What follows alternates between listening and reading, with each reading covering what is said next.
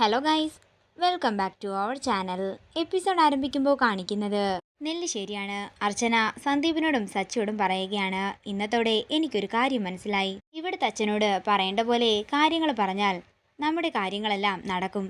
പക്ഷേ അത് അച്ഛൻ ഒറ്റയ്ക്കായിരിക്കുമ്പോൾ പറയണമെന്ന് മാത്രം. അവന്തികേട്ടത്തി ഒന്നും അറിയരുതെന്നാണ് ഞാൻ പറഞ്ഞതിൻ്റെ അർത്ഥം. പിന്നീട് കാണിക്കുന്നത് വൃന്ദാവനമാണ്. അനൂപിനെയും ആഷിനെയും കാത്തു നിൽക്കുകയാണ് കമല. മീരെ, നീ ഒന്നുകൂടി ഒന്ന് വിളിച്ചു നോക്കാൻ കമല പറയുമ്പോൾ മീര പറയുകയാണ്, ഞാൻ വിളിച്ചമ്മേ, ആരും ഫോണേ എടുക്കുന്നില്ല.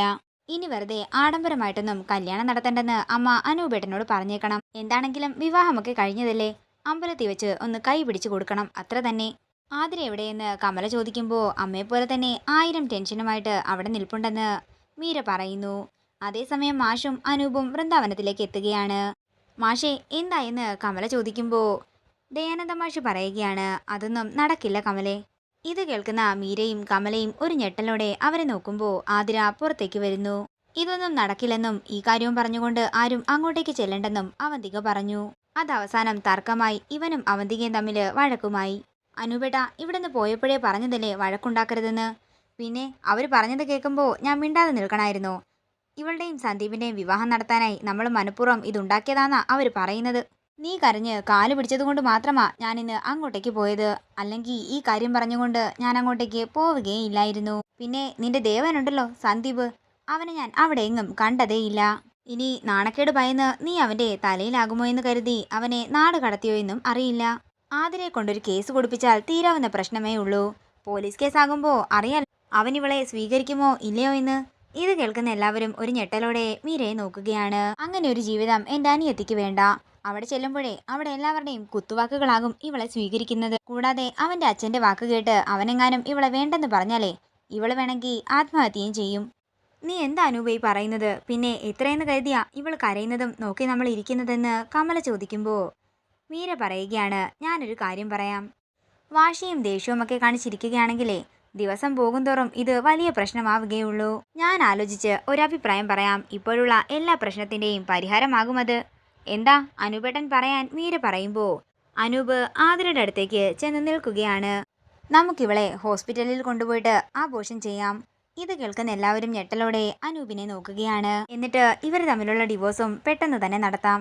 രാവിലെ എന്താണെങ്കിലും ഹോസ്പിറ്റലിലേക്ക് പോകണം, മീരയും ഒപ്പം വരണമെന്ന് പറഞ്ഞുകൊണ്ട് അനൂപ് അകത്തേക്ക് പോകാൻ ഒരുങ്ങുമ്പോൾ ആതിര ദേഷ്യത്തോട് പറയുകയാണ്, അനൂപേട്ടൻ ഇപ്പൊ പറഞ്ഞ കാര്യമുണ്ടല്ലോ, അത് നടക്കാനേ പോകുന്നില്ല.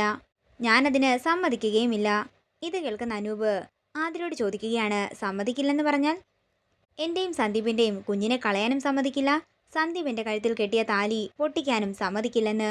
ഞാൻ സന്ദീപിന്റെ ഭാര്യയാണെന്നും എന്റെ വയറ്റിൽ വളരുന്നത് സന്ദീപിന്റെ കുഞ്ഞാണെന്നും സന്ദീപ് എല്ലാവരോടും പറഞ്ഞു കഴിഞ്ഞു. അതുകൊണ്ട് തന്നെ ബാക്കിയുള്ളവരാരും ഇതിൽ ഒരു തീരുമാനവും എടുക്കണ്ടെന്ന് ആതിര പറയുമ്പോൾ അത് നീയല്ല തീരുമാനിക്കുന്നതെന്ന് അനൂപ് പറയുന്നു.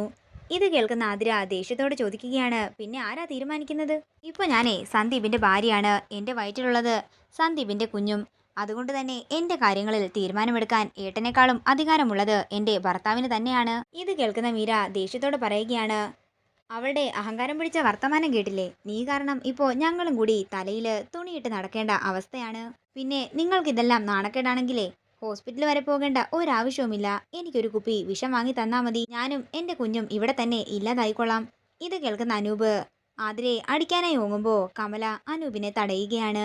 അവൾ പറഞ്ഞത് നീ കേട്ടതല്ലേ? നിന്നെക്കാളും എന്നെക്കാളുമൊക്കെ ഇവളുടെ കാര്യങ്ങളിൽ തീരുമാനമെടുക്കാൻ അധികാരം അവളുടെ ഭർത്താവിനാണെന്ന്. തുടർന്ന് ആതിര പറയുകയാണ്, എനിക്കറിയാം എന്താ ചെയ്യേണ്ടതെന്ന്. ഞാൻ ഇനി മുതൽ ജീവിക്കാൻ പോകുന്നത് എൻ്റെ ഭർത്താവിൻ്റെ വീട്ടിലാ. ഇതൊക്കെ ഞാൻ നേരത്തെ തീരുമാനിച്ചു വെച്ചതാ. അത്രയും പറഞ്ഞുകൊണ്ട് ആതിര മുറിയിലേക്ക് പോവുകയാണ്. തുടർന്ന് തൻ്റെ ബാഗ് എടുത്ത് ഡ്രസ്സുകളെല്ലാം ആതിര പാക്ക് ചെയ്യുമ്പോൾ അങ്ങോട്ടേക്ക് കമല വരികയാണ്. കമലയെ കണ്ടിട്ട് ആതിര പറയുക, ഇനിയും ഞാൻ ധൈര്യം കാണിച്ചില്ലെങ്കിൽ അച്ഛനില്ലാത്തൊരു കുഞ്ഞിനെ ഞാൻ പ്രസവിക്കേണ്ടതായി വരും. ഇന്നിതിന് ഒരു തീർപ്പുണ്ടായില്ലെങ്കിൽ ഇനി ഒരിക്കലും തീർപ്പുണ്ടാകാനേ പോകുന്നില്ല. ഞാൻ പോകുന്നത് നെല്ലിശ്ശേരിയിലേക്കാണ്. തുടർന്ന് കമല ചെന്ന് മാഷിനോടും അനൂപിനോടും പറയുകയാണ്, മാഷേ, അനൂപേ, ദേ അവൾ പോവുകയാണെന്നാ പറയുന്നത്. നിങ്ങൾ ആരെങ്കിലും ചെന്ന് അവളോട് പോകണ്ടെന്നെങ്കിലും പറ. തുടർന്ന് ആതിര തന്റെ താലിമാല കഴുത്തിലേക്കിട്ട് നെറ്റിയിൽ സിന്ദൂരവും അണിയുകയാണ്. അവൾ എവിടെയും പോകില്ല, നീ സമാധാനമായിട്ടിരിക്കാൻ മാഷ് പറയുമ്പോ പോകുന്നെങ്കിൽ പോകട്ടെ എന്ന് അനൂപും പറയുന്നു. ആന്റി എങ്ങോട്ടേക്കാ പോകുന്നത് എന്ന് ചോദിച്ചുകൊണ്ട് ആവണി വരുമ്പോ ആതിര പറയുകയാണ്, മോള് വിഷമിക്കണ്ട, ആന്റി സന്ദീപ് അങ്കിളിന്റെ വീട്ടിലേക്കാ പോകുന്നത്. ഇനി ഇങ്ങോട്ടേക്ക് വന്നെന്നൊന്നും വരില്ല. അത്രയും പറഞ്ഞുകൊണ്ട് ആവണിയെ ചേർത്ത് പിടിച്ച് ഉമ്മ കൊടുക്കുകയാണ് ആതിര. ആതിരയെ തടയാനായി എല്ലാവരും ശ്രമിക്കുന്നുണ്ടെങ്കിലും എല്ലാവരുടെയും കൈ തട്ടിമാറ്റി ആതിര അവിടെ നിന്ന് പോവുകയാണ്. പിന്നീട് കാണിക്കുന്നത് നെല്ലിശ്ശേരിയാണ്. അർച്ചനയെ വിളിച്ച് മീര കാര്യങ്ങളെല്ലാം പറയുകയാണ്. തുടർന്ന് സച്ചി അങ്ങോട്ടേക്ക് വരുമ്പോൾ അർച്ചന പറയുകയാണ്, സച്ചിയേട്ടാ ആതിര വീട്ടിൽ വഴക്കിട്ട് ഇങ്ങോട്ടേക്കാണെന്ന് പറഞ്ഞ് ബാഗെല്ലാമായി ഇറങ്ങിയെന്ന് മീരയേട്ടത്തി വിളിച്ചു പറഞ്ഞു. അതേസമയം ആതിര നെല്ലിശ്ശേരിയിലെത്തിയിരിക്കുകയാണ്. ആതിര അകത്തേക്ക് കയറാൻ നേരം അങ്ങോട്ടേക്ക് അവന്തിക വരികയാണ്. അല്ല, നീ എങ്ങോട്ടേക്കാ കയറുന്നത്? നിന്നെയോ നിന്റെ വീട്ടുകാരെയോ ഈ നടയിലേക്ക് കാണരുതെന്ന് പറഞ്ഞാണല്ലോ ഇവിടുന്ന് ആൾക്കാരെ വിട്ടത്. അതിന് വീട്ടുകാരൊന്നും വന്നില്ലല്ലോ. ഞാൻ വന്നതേ എന്റെ ഭർത്താവിന്റെ വീട്ടിലേക്കാണെന്ന് ആതിര പറയുകയാണ്, അതെ നിന്റെ അടിവയറ്റിലിട്ട് ഞാനൊരു ചവിട്ട് തന്നാൽ തീരാവുന്നതേ ഉള്ളൂ എല്ലാം. ഇത് കേൾക്കുന്ന ആതിര ഒരു ഞെട്ടലോടെ അവന്തികയെ നോക്കുകയാണ്. സന്ദീപിനെ കാണാനാ ഞാൻ വന്നത്. സന്ദീപ് പോകാൻ പറഞ്ഞാൽ ഞാൻ പോയിക്കോളാം. സന്ദീപിനെ കാണാതെ ഞാൻ പോകില്ലെന്ന് പറഞ്ഞ് സന്ദീപിനെ വിളിക്കുകയാണ് ആതിര. അതേസമയം ആതിരയുടെ ശബ്ദം കേട്ടുകൊണ്ട് സേതു എഴുന്നേൽക്കുകയാണ്. അതേസമയം ആതിരയുടെ ശബ്ദം കേട്ട് ഒരു ഞെട്ടലോടെ നിൽക്കുകയാണ് സച്ചിയും അർച്ചനയും. തുടർന്ന് എല്ലാവരും കൂടി ആതിരയുടെ അടുത്തേക്ക് ചെല്ലുകയാണ്. അച്ഛാ, കണ്ടില്ലേ, ഇവള് പെട്ടിയും കിടക്കയും ഒക്കെ എടുത്തോണ്ടാ വന്നിരിക്കുന്നത്. അവൾക്കിവിടെ താമസിക്കണമെന്ന്. തുടർന്ന് അർച്ചന ആതിരയുടെ അടുത്തേക്ക് ചെല്ലുമ്പോൾ ആതിര പറയുകയാണ്, എന്റെ കഴുത്തിൽ താലി കെട്ടിത്തന്ന ഒരാളുണ്ടല്ലോ, അയാൾ പറയട്ടെ ഞാനിനി എന്താ ചെയ്യേണ്ടതെന്ന്. അതേസമയം സന്ദീപും അനഘയും കൂടി അങ്ങോട്ടേക്ക് വരികയാണ്. സന്ദീപിനെ കണ്ടയുടൻ അവന്തിക പറയുകയാണ്, സന്ദീപേ, ഈ കാര്യത്തിൽ ഒരു തീരുമാനം പറയേണ്ടത് നീയാണ്.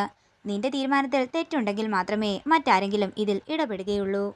ഇവളുടെ മുഖത്ത് നോക്കി നീ പറ ഇവളോട് ഇവിടെ ഇറങ്ങിപ്പോകാൻ. ഇത് കേൾക്കുന്ന സന്ദീപ് ചിരിച്ചുകൊണ്ട് ആതിരയുടെ അടുത്തേക്ക് ചെല്ലുകയാണ്. ഇതോടുകൂടി ഇന്നത്തെ എപ്പിസോഡ് ഇവിടെ തീരുകയാണ്. വീഡിയോ ഇഷ്ടമായെങ്കിൽ മറക്കാതെ ലൈക്ക് ചെയ്യുക, ഷെയർ ചെയ്യുക, കമന്റ് ചെയ്യുക. കൂടുതൽ സീരിയൽ അപ്ഡേറ്റ്സിനായി മറക്കാതെ സബ്സ്ക്രൈബ് ചെയ്യുക നയൻസ് ക്രിയേഷൻസ്.